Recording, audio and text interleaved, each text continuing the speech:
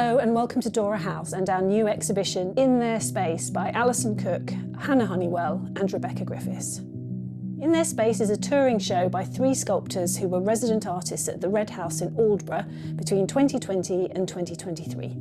Each of the artists' work in this show was made in response to their individual research projects at the Red House, Benjamin Britten and Peter Pears' former home.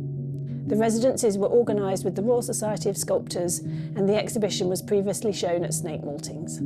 I did the first residency in 2020 at the Red House and I was looking at the personal relationship between Britten and Pears. So they're famously composers and tenors, singers, and they had a very long professional relationship, but I was interested in their 37-year, essentially marriage, which happened during a time when homosexuality was criminalised. So I've made 2 sort of bodies of work for this show. First one is outside called Gilded Shadow, and that's made out of mild steel plate, and I've gilded it with 23 3/4 carat gold. And then the screen prints, which you can see behind me here, are bitmaps of images that I found in the Britten and Pears archive. If you look at the images, they're together but never touching.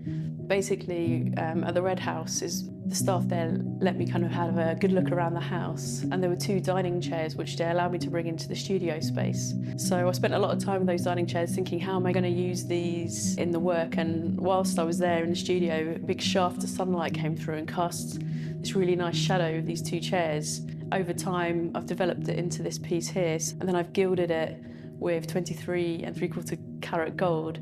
So the print work behind me is based on photographs from the Britten and Pears archive. This series is called Open Secret 1 to 5.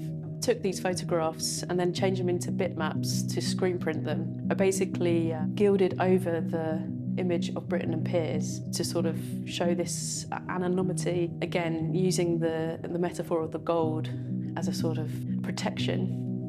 What I was really interested in for this residency was exploring the environment around the Red House. In particular, I was researching Sizewell B nuclear power station, coastal environment, and the town of Dunwich as well.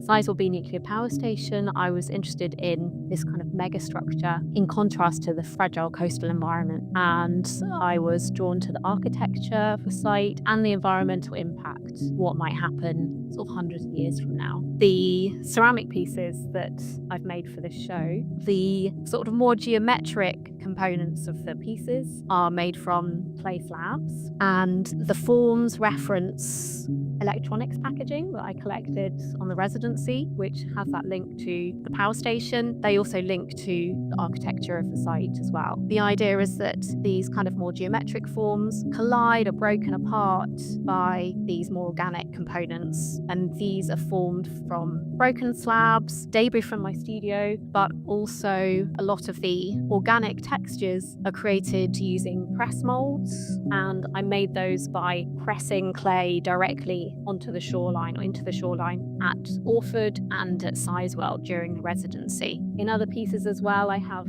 a lot of glazes and slips that I've applied and have fired them to high temperatures and used colours and glazes that would give a sense of kind of chemical leakage, of contamination, and of sort of sedimentation over time. So I see all of these pieces as a group of future artefacts.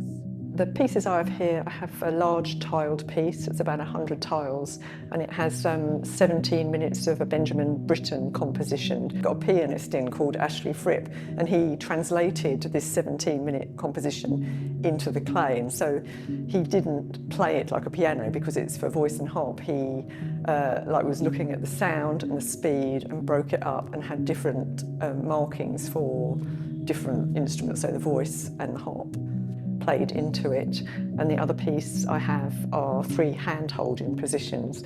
I was mainly focusing on Rita Thomson, who was Benjamin Britten's nurse and carer, and I was looking at their relationship, which was just really sweet and funny and very supportive.